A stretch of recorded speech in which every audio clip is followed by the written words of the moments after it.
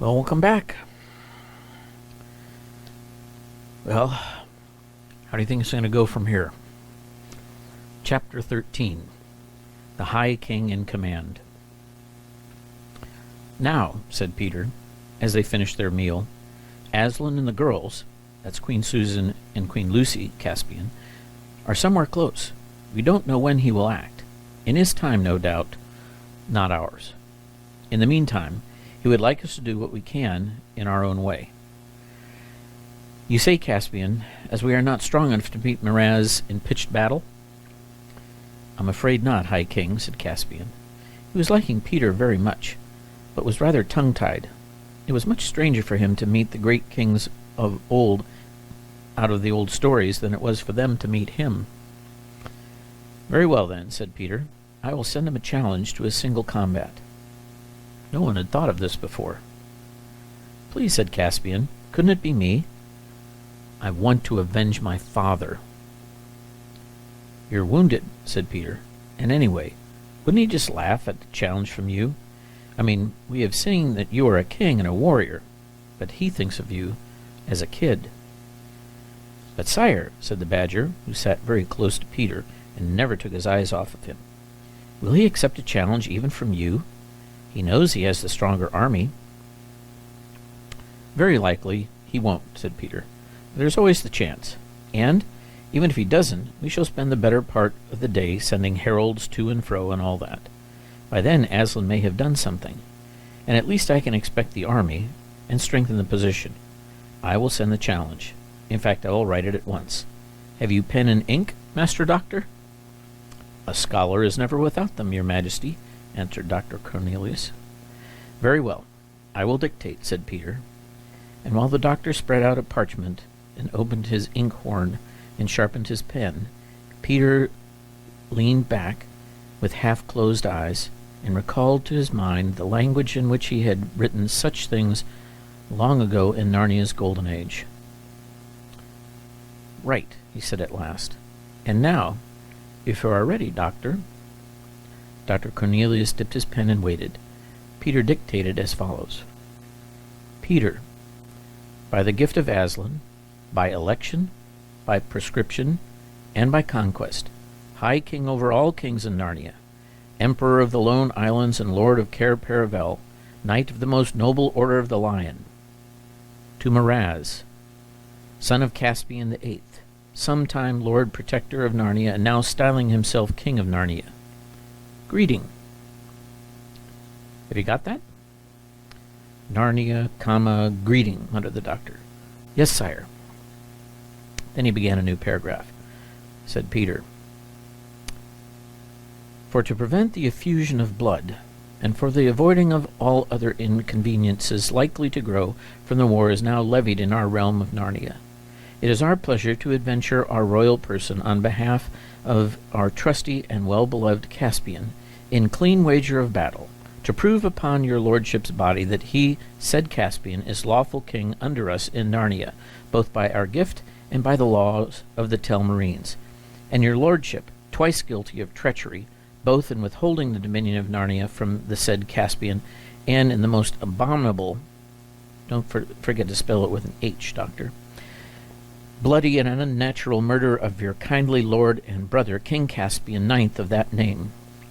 Wherefore, we most heartily provide, challenge, and defy your lordship to the said combat and monarchy, and have sent these letters by the hand of our well-beloved and royal brother Edmund, sometime king under us in Narnia, Duke of Lantern Waste, and Count of the Western March, Knight of the noble Order of the Table, to whom we have given full power of determining with your lordship all the conditions of this said battle, given at our lodging in Aslan's Howe, this 12th day of the month Green Roof, in the first year of Caspian 10th of Narnia. That ought to do it, said Peter, drawing a deep breath. And now we must send 2 others with King Edmund. I think the giant ought to be one. He's not very clever, you know, said Caspian. Oh, of course not, said Peter. But any giant looks impressive, if only he will keep quiet, and it will cheer him up. But who for the other? "Upon my word," said Trumpkin, "if you want someone who can kill with looks, Reepicheep would be the best." "He would indeed, from all I hear," said Peter with a laugh. "If only he wasn't so small. They wouldn't even see him till he was close." "Send Glenstorm, sire," said Truffle Hunter. "No one has ever laughed at a centaur."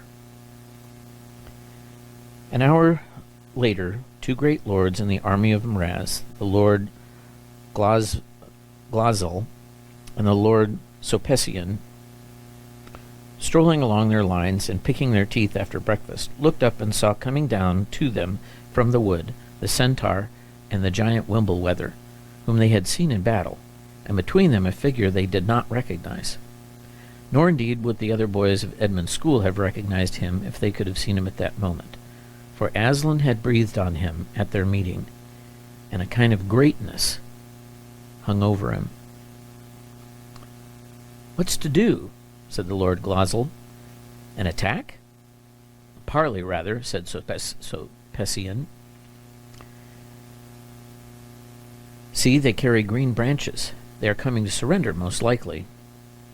"He that is walking between the centaur and the giant has no look of surrender in his face," said Glazal. "Who can he be? It is not the boy Caspian." "No, indeed," said Sopesian. "It is a fell warrior, I warrant you, wherever the rebels have got him from. He is, in your lordship's private ear, a kinglier man than ever Moran was. And what mail he wears! None of our smiths could make the like. I'll wager my dappled palmley he brings a challenge, not a surrender," said Glazal. "How then?" said Sopesian. "We hold the enemy in our fist here.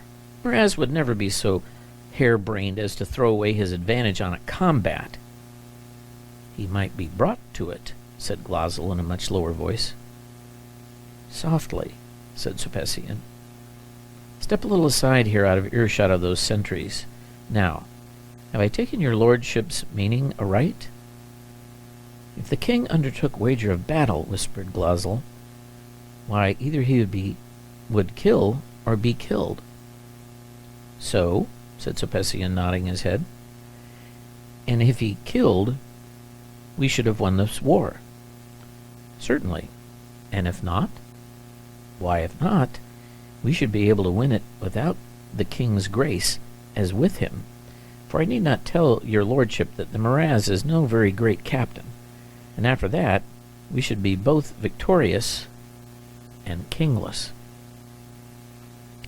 "And is it your meaning, my lord, that you and I could hold this land quite as conveniently without a king as with one?"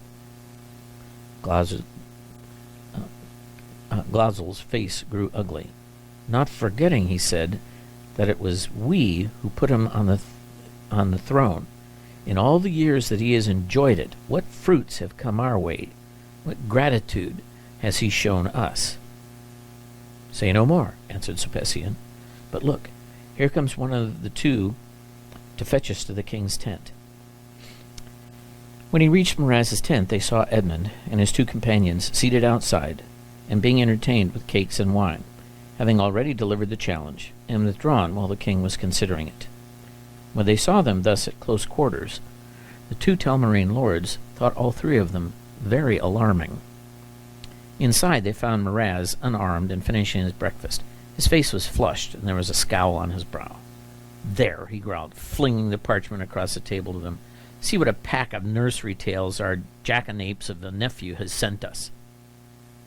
"By your leave, sire," said Glazal, "if the young warrior whom we have just seen outside is the King Edmund mentioned in this writing, then I would not call him a nursery tale, but a very dangerous knight." "King Edmund! Pah!" said Miraz. "Does your lordship believe those old wives' fables about Peter and Edmund and the rest?" "I believe my eyes, your majesty," said Glazal. "Well, this is to no purpose," said Miraz, "but as touching the challenge, I suppose there's only one opinion between us." "I suppose so, indeed, sire," said Glazal. "And what is that?" said the king. "Oh, most infallibly to refuse it," said Glazal, "for though I would never have have never been called a coward, I must plainly say that to meet this young man in battle is more than my heart would serve me for. And if, as is likely, his brother the High King is more dangerous than he, why, on your life, my lord king, have nothing to do with him." "Plague on you!" cried Miraz. "It was not that sort of counsel I wanted. Do you think I'm asking you if I should be afraid to meet this Peter, if there is such a man? Do you think I fear him? I wanted your counsel of the policy of the matter, whether we, having the advantage, should hazard on a wager of battle." "To which I can only answer, your majesty," said Glosel, "that for all reasons the challenge should be refused. There is death in this strange knight's face." "There you are again," said Miraz, though thoroughly angry. "Are you trying to make it appear that I am as great a coward as your lordship?" "Your majesty may say your pleasure," said Glosel sulkily. "You talk like an old woman, Glosel," said the king. "What say you, my lord Caspian?" "Don't touch it, sire," was the reply. "And what your majesty says of the policy of the thing comes in very happily. It gives your majesty excellent grounds for a refusal without any cause of questioning your majesty's honor or courage." "Great heaven!" exclaimed Miraz, jumping to his feet.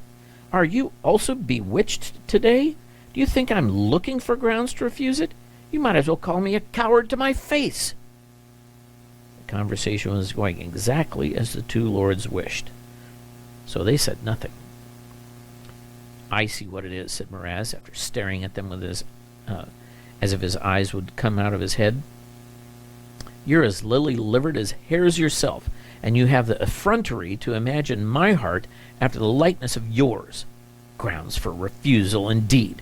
Excuses for not fighting! Are you soldiers? Are you telmarines? Are you men? And if I do refuse it, as all good reasons of captaincy and martial policy urge me to do, you will think, and teach others to think, that I was afraid. Is it not so?" "No man of your majesty's age," said Glosel, "would be called coward by any wise soldier for refusing a combat with a great warrior in the flower of his youth." "So I'm to be a dotard with one foot in the grave as well as a dastard?" roared Miraz. "I'll tell you what it is, my lords, with your womanish counsels, ever shying from the true point, which is one of policy, you have done the very opposite of your intent. I had meant to refuse it, but I'll accept it. Do you hear? Accept it. I'll not be shamed because of some witchcraft or treason has frozen both your bloods." "We beseech your majesty," said Glosel, but Miraz had flung out of the tent, and they could hear him bawling out his acceptance to Edmund.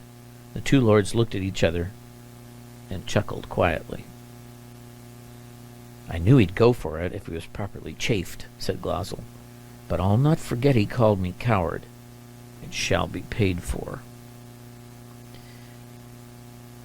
There was a great stirring at Aslan's Howe when the news came back and was communicated to the various creatures. Edmund, with one of Miraz's captains, had already marked out the place for the combat, and ropes and stakes had been put round it. 2 telmarines were to stand at 2 of the corners, and 1 in the middle of one side, as marshals of the lists. 3 marshals for the other 2 corners, and the other side were to be furnished by King Peter, by the High King. Peter was just explaining to Caspian that he could not be won because his right to the throne was what they were fighting about, when suddenly a thick, sleepy voice said, "Your Majesty, please." Peter turned, and there stood the eldest of the Bulgy Bears. "If you please, your Majesty," he said, "I'm a bear, I am." "To be sure, so you are, and a good bear too, I don't doubt," said Peter. "Yes," said the bear, "but it's always a right of the bears to supply one of the marshal of the lists." "Don't let him," whispered Trumpkin to Peter. "He's a good creature, but he'll shame us all. He'll go to sleep, and he'll suck his paws, in front of the enemy, too." "I can't help that," said Peter, "because he's quite right. The bears had that privilege. I can't imagine how it has been remembered all these years when so many other things have been forgotten." "Please, your Majesty," said the bear. "It's your right," said Peter, "and you shall be one of the marshals. But you must remember not to suck your paws." "Of course not," said the bear in a very shocked voice. "Why, you're doing it this minute," bellowed Trumpkin. The bear whipped his paw out of his mouth and pretended he hadn't heard. "Sire!" came a shrill voice from near the ground. "Ah, Reepicheep," said Peter, after looking up and down and round as people usually did when addressed by the mouse. "Sire," said Reepicheep, "my life is ever at your command, but my honor is my own. Sire, I have among my people the only trumpeter in your majesty's army. I had thought perhaps we might have been sent with a challenge. Sire, my people are grieved. Perhaps if it were your pleasure, I should be a marshal of the lists. It would content them." A noise, not unlike thunder, broke out from somewhere overhead at this point, as Giant Wimbleweather burst into one of those not very intelligent laughs to which the nicer sort of giants are so liable. He checked himself at once and looked as grave as a turnip by the time Reepicheep discovered where the noise came from. "I'm afraid that would not do," said Peter very gravely. "Some humans are afraid of mice." "I had observed it, sire," said Reepicheep. "And it would not be quite fair to Moraz," Peter continued, "to have insight anything that might abate the edge of his courage." "Your Majesty is the mirror of honor," said the mouse, with one of his admirable bows, "and on this matter we have but a single mind. I thought I heard someone laughing just now. If anyone present wishes to make me the subject of his wit, I am very much at his service, with my sword, whenever he has leisure." An awful silence followed this remark, which was broken by Peter saying, "Giant Wimbleweather and the bear and the centaur Glenstorm shall be our marshals. The combat will be at 2 hours after noon. Dinner at noon precisely." "I say," said Edmund as they walked away, "I suppose it is all right. I suppose you can beat him." "That's what I'm finding him to find out," said Peter. And so the challenge is set. See you tomorrow night.